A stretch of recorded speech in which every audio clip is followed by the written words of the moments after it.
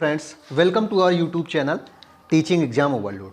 दोस्तों, आज के सेशन के अंतर्गत आज से आपकी टीजीटी और पीजीटी की जो क्लासेस हैं आप मांग रहे थे एसएसटी के अंतर्गत, एसएसटी का जहाँ भी टीजीटी और पीजीटी में एसएसटी का सिलेबस है उनकी सारी कंबाइंड क्लासेस चलेंगी, चाहे वो एनवीएस टीजीटी हो, चाहे DSSB टीजीटी हो, चाहे EMRS टीजीटी हो, या फिर BPSC 4.0 में जो एसएसटी होता है जिसमें आपके 4 में से 2 सब्जेक्ट चुनने होते हैं, हिस्ट्री, ज्योग्राफी, पॉलिटी और इकोनॉमिक्स में, चाहे वो हो, और UP TET SST, UP TET और सुपर टेट, मतलब यूपी टेट जो आपका 6 to 8 होता है, और वे जहाँ भी एसएसटी आती है उसकी क्लासेस आपकी स्टार्ट होंगी, जिसके अंतर्गत हम पहले हिस्ट्री को पढ़ेंगे। इसके अंतर्गत क्या होगा, हम पहले हिस्ट्री को सिलेबस के अकॉर्डिंग पढ़ेंगे। हिस्ट्री का जो मतलब कि एक मानक जो तय हुआ है, जो मानक के अनुसार जो सिलेबस है उसको पढ़ेंगे। उसके बाद 6 to 8 आपको पढ़ाया जाएगा, 6 to 12 पूरा, 6 to 8 क्या, 6 to 12 पूरा, 6 to 10th पूरा एनसीईआरटी पढ़ाया जाएगा। आपको 6 to 10th एनसीईआरटी भी पढ़ाया जाएगा। और अभी सिलेबस आपका पहले जो मतलब बुक्स में जो पढ़ाया जाता है, जो कॉम्पिटिटिव एग्जाम्स का सिलेबस है उसको पढ़ाया जाएगा, और उसमें सिलेबस दिया गया है। पहले हम क्या पढ़ेंगे, इतिहास का इंट्रोडक्शन पढ़ेंगे, इतिहास एक परिचय, फिर कब कहाँ कैसे, फिर पहले किसान और चरवाहे, पहले शहर, पहले सम्राट। तो मतलब कि ये सिलेबस किसका है, ये सिलेबस आपको पता चल रहा होगा, ये सिलेबस एनसीईआरटी का। सिलेबस किसका है, सिलेबस एनसीईआरटी का है। लेकिन इसमें एनसीईआरटी के साथ साथ बाकी सारे टॉपिक्स भी होंगे जो एनसीईआरटी बुक्स में नहीं दिए गए हैं, जो कॉम्पिटिटिव एग्जाम्स में जैसे क्वेश्चन पूछे जाते हैं कि नर्तकी, कांसे की नर्तकी की मूर्ति कहाँ मिली है, तो ये सारे क्वेश्चन, लुप्तमोम तकनीक क्या है, तो जो एनसीईआरटी में नहीं भी दिए गए हैं वो सारे क्वेश्चंस को भी इसमें कराए जाएंगे। तो चलिए फिर बिना किसी देरी के आज के सेशन को हम स्टार्ट करते हैं। सेशन को शुरू करने से पहले हमारी एक रिक्वेस्ट है कि हमारे चैनल को लाइक करें, सब्सक्राइब करें तथा ज़्यादा से ज़्यादा शेयर करें। चलिए देखते हैं इसमें पहला पॉइंट क्या है और पहला चैप्टर इतिहास एक परिचय में क्या दिया गया है। तो हम जानते हैं इतिहास है क्या। तो इसमें पहला प्रश्न, पहला इंपॉर्टेंट बिंदु क्या बनता है कि इतिहास के जनक कौन है। पहला इंपॉर्टेंट बिंदु बनता है क्या कि इतिहास के जनक कौन है। तो इतिहास के जनक हैं हेरोडोटस। ध्यान रखिएगा, इतिहास के जनक आप कहीं नोट कर लीजिए। इतिहास के जनक हैं कौन, तो इतिहास के जनक हैं हेरोडोटस। और इन्होंने बुक कौन सी लिखी है, इन्होंने बुक लिखी है हिस्टोरिका। इनकी बुक का क्या नाम है, इनकी बुक का नाम है हिस्टोरिका। तो 2 मोस्ट इंपॉर्टेंट पॉइंट है, ध्यान रखिएगा। 2 मोस्ट इंपॉर्टेंट पॉइंट क्या हो जाएगा कि जनक कौन हो जाएंगे, जनक हो जाएंगे हेरोडोटस। और हेरोडोटस की प्रमुख या फेमस बुक जो है वह कौन सी है, वह हिस्टोरिका है, जिसमें मतलब हिस्ट्री का प्रमाण, जैसे मतलब हिस्ट्री के बारे में जाना गया, इसलिए इन्हें इतिहास का पिता कहा जाता है। इतिहास लिखने का पहली बार प्रयास किया। इनका जन्म यूनान में हुआ था, ये भी इंपॉर्टेंट बिंदु है। इनका जन्म यूनान में हुआ था। और इनका जन्म कब हुआ था, 484 ईस्वी में। ध्यान रखिए, 484 ईसा पूर्व में। ध्यान रखिएगा, इनका जन्म 484 ईसा पूर्व में हुआ था। चलिए आगे देखते हैं। इतिहास को हम 3 भागों में बांट सकते हैं। इतिहास को हम 3 भागों में बांट सकते हैं, एक प्रागैतिहासिक काल, एक आद्य ऐतिहासिक काल, या फिर उत्तर पाषाण काल इसे कहते हैं। उसके बाद ऐतिहासिक काल होता है। तो इतिहास को हम कितने भागों में बांट सकते हैं, प्रागैतिहासिक काल या प्री हिस्टोरिक पीरियड, आद्य ऐतिहासिक काल या फिर उत्तर पाषाण काल इसे कहते हैं। उसके बाद है ऐतिहासिक काल। प्रागैतिहासिक काल ऐसा काल है जिसके ना कोई प्रमाण है, ना ही इसे पढ़ा जा सकता है। तो प्रश्न बनता है कि ऐसे काल में जब जिसका ना कोई प्रमाण है और ना ही उसे पढ़ा जा सका है अभी तक, तो वह कौन सा काल कहा जाएगा, तो वह प्रागैतिहासिक काल कहा जाएगा। आद्य ऐतिहासिक काल क्या है, प्रोटो हिस्टोरिक, जिसमें लिखित प्रमाण तो है, ध्यान रखिएगा, इसमें लिखित प्रमाण है लेकिन उसे पढ़ा नहीं गया। ध्यान रखिएगा, जैसे कि सिंधु सभ्यता की जो लिपि है उसे नहीं पढ़ सकते हैं, इसी प्रकार इसका प्रमाण भी मिलता है लेकिन उसे पढ़ा नहीं गया है। और ऐतिहासिक काल क्या है, जिसके लिखित प्रमाण भी है और उसे पढ़ा भी गया है। ध्यान रखिएगा, इतिहास को हम 3 भागों में बांट सकते हैं, प्रागैतिहासिक, आद्य ऐतिहासिक और ऐतिहासिक। प्रागैतिहासिक में न प्रमाण है न पढ़ा जा सकता है। आद्य ऐतिहासिक में प्रमाण तो है लेकिन पढ़ा नहीं जा सकता है। और ऐतिहासिक में प्रमाण भी है और पढ़ा भी जा सकता है। इतिहास के पिता कौन है, इतिहास के पिता है हेरोडोटस। और इनकी पुस्तक का नाम क्या है, इनकी पुस्तक का नाम है हिस्टोरिका। इनका जन्म यूनान में हुआ था 484 ईसा पूर्व में, और मृत्यु 425 ईसा पूर्व में हुई थी। अब चलिए देखते हैं, प्रागैतिहासिक काल को भी हम 3 भागों में बांटते हैं। ध्यान रखिएगा, प्रागैतिहासिक काल को हम 3 भागों में बांटते हैं, पूरा पाषाण काल, मध्य पाषाण काल और नव पाषाण काल। तो प्रागैतिहासिक काल को हम 3 भागों में बांटते हैं, पूरा पाषाण काल जिसे हम पैलियोलिथिक कहते हैं, मध्य पाषाण काल जिसे मीसोलिथिक कहते हैं, मिडिल स्टोन एज कहते हैं, नव पाषाण काल जिसे हम नियोलिथिक कह लेते हैं। पूरा पाषाण काल कब से कब तक था, यहाँ से प्रश्न बनता है 30,000 वर्ष से 10,000 वर्ष पूर्व तक। ध्यान रखिएगा, पूरा पाषाण काल कब तक था, 30,000 वर्ष पूर्व से 10,000 वर्ष पूर्व तक। मध्य पाषाण काल 10,000 वर्ष पूर्व से 4,000 वर्ष पूर्व तक, और नव पाषाण काल 4,000 से 2,500 वर्ष पूर्व तक था। तो प्रश्न यहीं से बनता है कि प्रागैतिहासिक काल में पूरा पाषाण काल कब से कब तक था, तो 30,000 से 10,000 वर्ष पूर्व तक, ईसा पूर्व तक। उसके बाद 10,000 से 4,000 तक मध्य पाषाण काल था ईसा पूर्व, और नव पाषाण काल 4,000 ईसा पूर्व से 2,500 ईसा पूर्व तक था।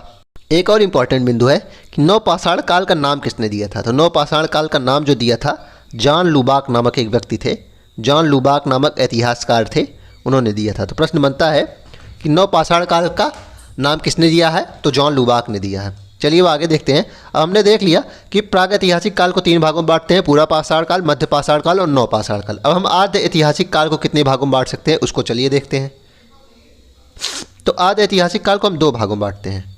सिंधु घाटी सभ्यता, मैंने आपको बताया ना लिखित प्रमाण है लेकिन पढ़ा नहीं गया है, तो सिंधु घाटी सभ्यता की लिपि भी तो नहीं पढ़ी गई है, क्या लिखा गया है वह पढ़ा नहीं गया है, प्रमाण मिले हैं। तो आद्य ऐतिहासिक काल में आता है, पहला पार्ट ये हो जाएगा, दूसरा हो जाएगा वैदिक सभ्यता जिसे हम कल पढ़ेंगे। सिंधु घाटी सभ्यता को, सिंधु घाटी सभ्यता जो है उसका समय कब से कब तक है, 2,500 ईसा पूर्व से 1,500 ईसा पूर्व या 1750। मान्यता जो है 2,500 से 1750 ईसा पूर्व तक, तथा वैदिक काल की जो मान्यता है वह 1,500 से 600 ईसा पूर्व तक है। तो प्रश्न यहाँ से बहुत बनते हैं। सिंधु घाटी सभ्यता का समय पूछते हैं तो 2,500 से 1750 ईसा पूर्व तक, और वैदिक काल का 1,500 ईसा पूर्व से 600 ईसा पूर्व तक है। अब हम देखते हैं लास्ट हमारा विभाजन देखते हैं ऐतिहासिक काल का। हम ऐतिहासिक काल का भी विभाजन देखेंगे। इसे हम 3 भागों में बांट सकते हैं, प्राचीन इतिहास, मध्यकालीन इतिहास और आधुनिक इतिहास।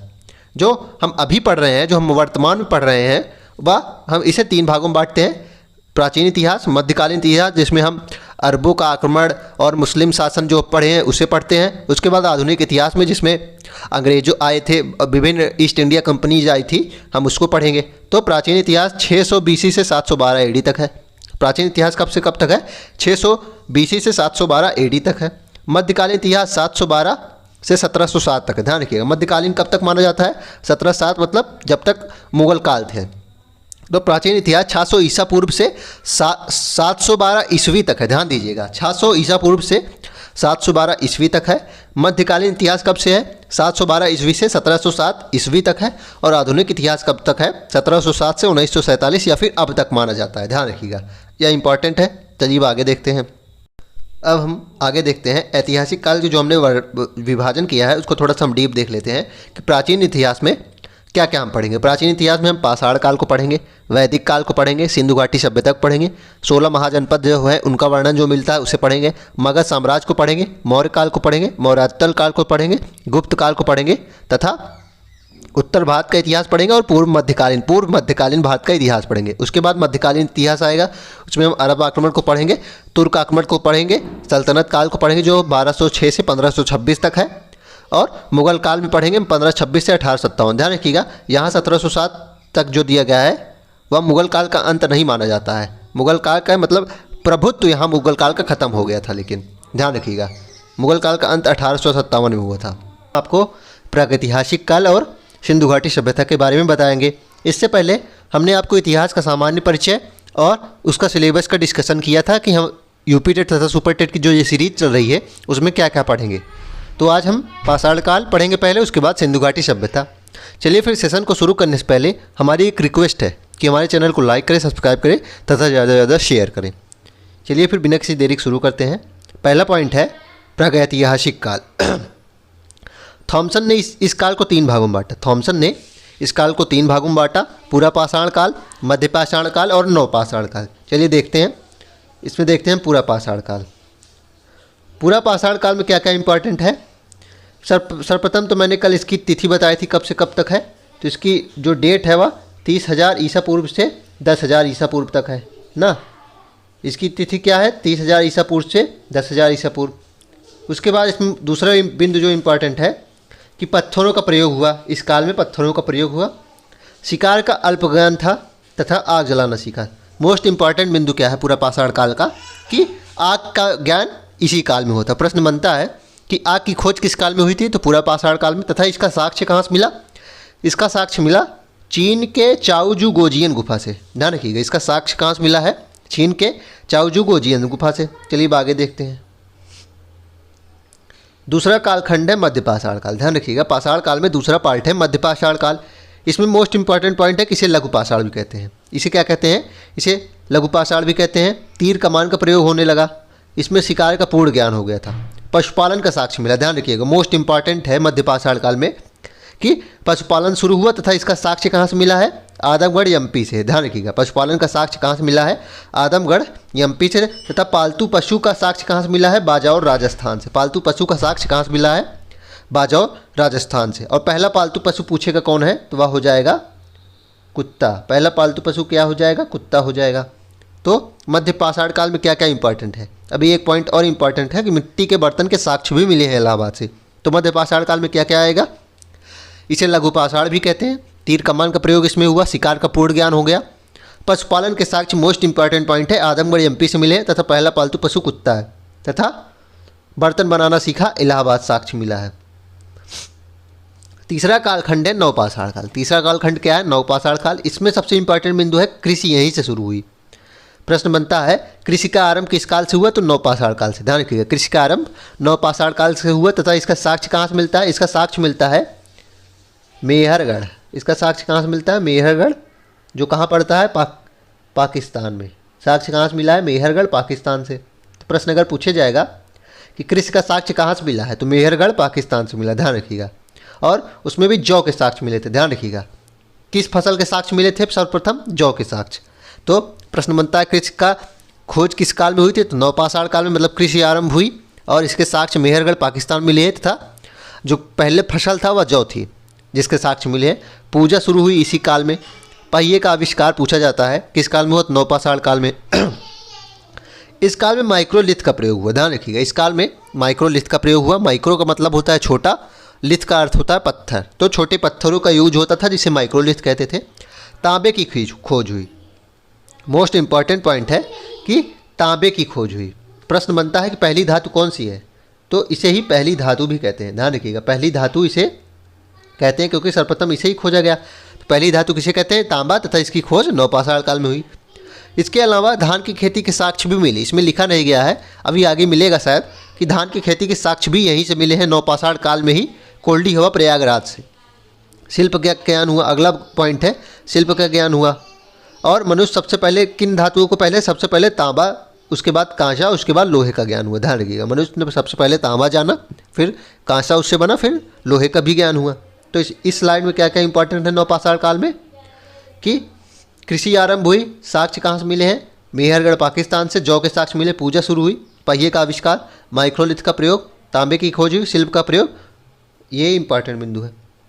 चलिए अब देख लेते हैं पाषाण काल के कुछ प्रमुख स्थल। पाषाण काल के कुछ प्रमुख स्थल। कृषि में दो प्रमुख स्थल थे। एक मेहरगढ़, पाकिस्तान था, जिसमें प्राचीनतम कृषि के साक्ष्य मिले हैं।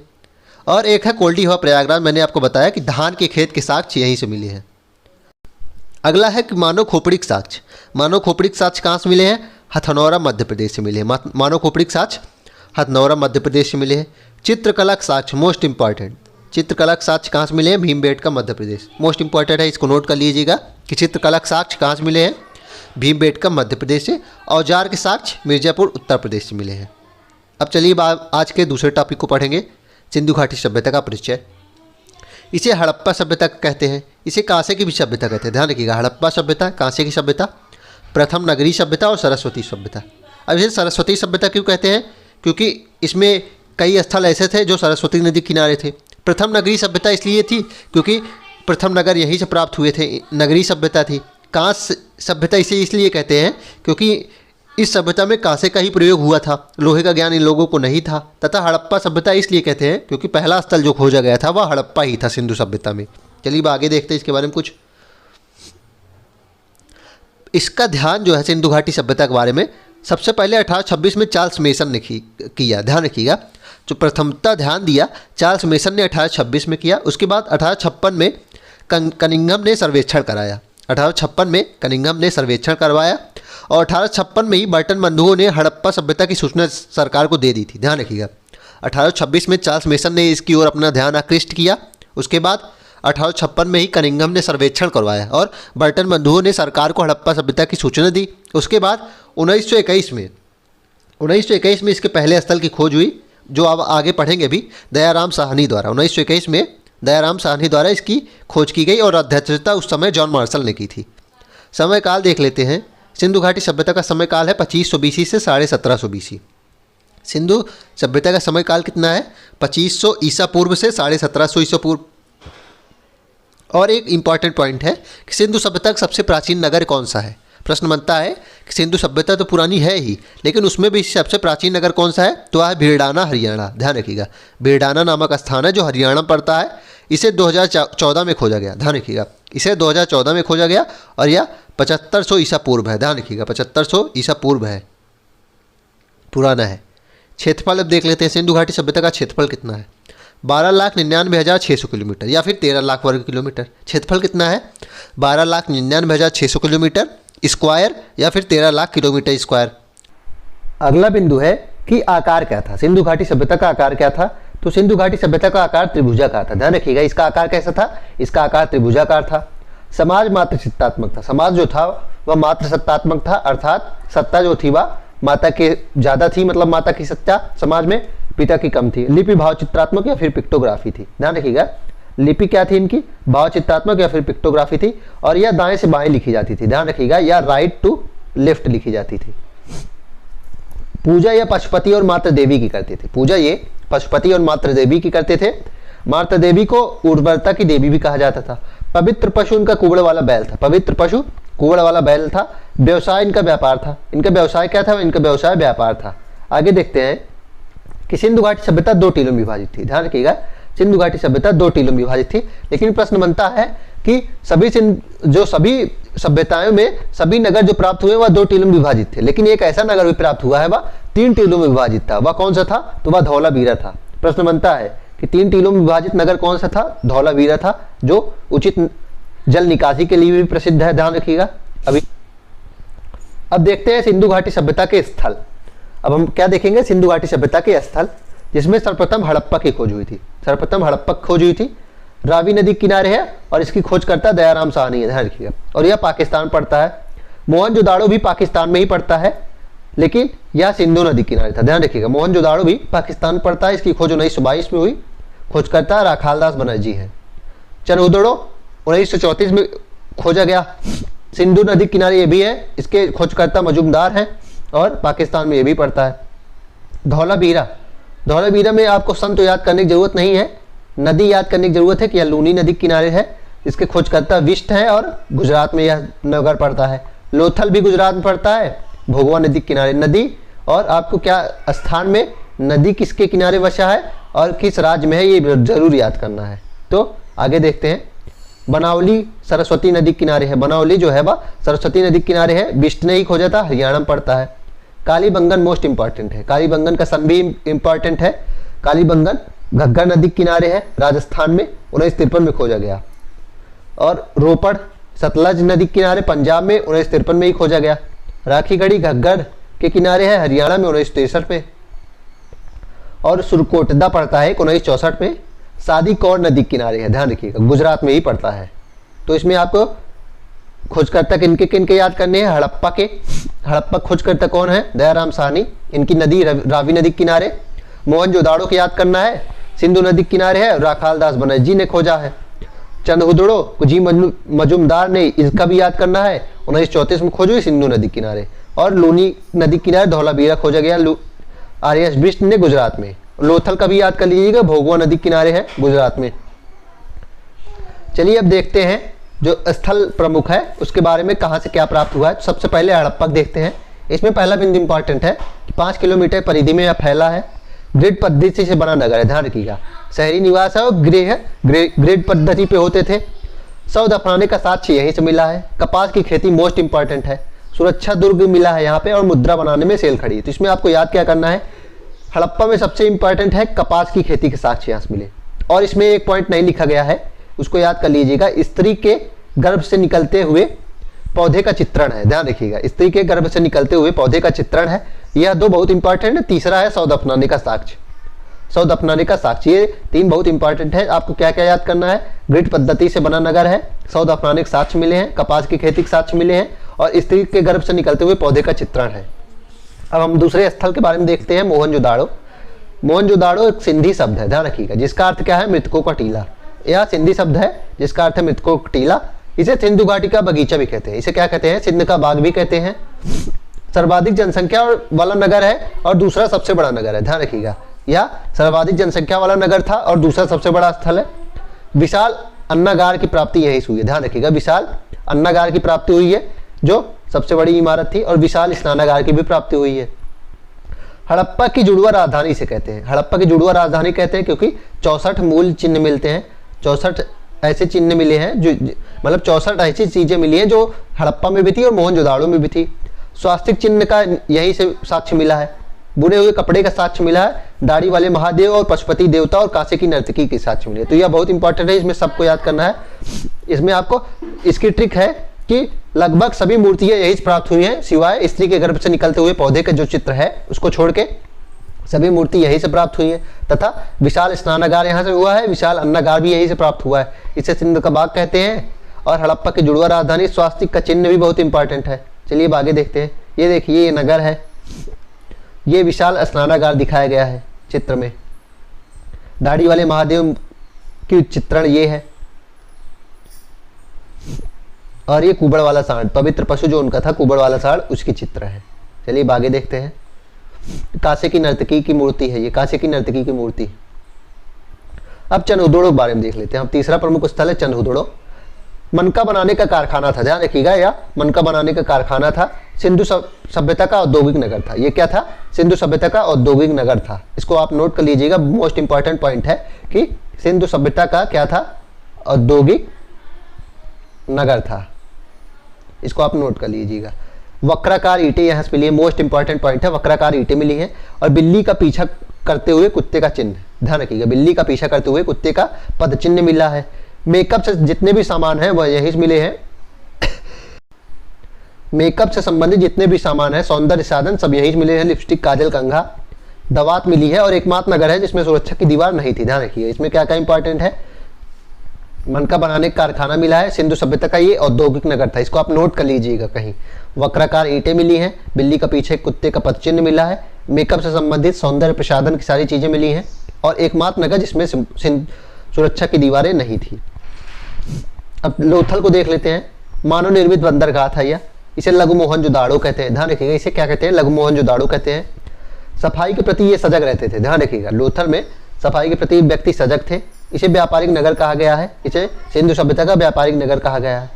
बंदरगाह की, यह एक बंदरगाह था, ध्यान रखिएगा। गोदीवाड़ा में यह बंदरगाह था।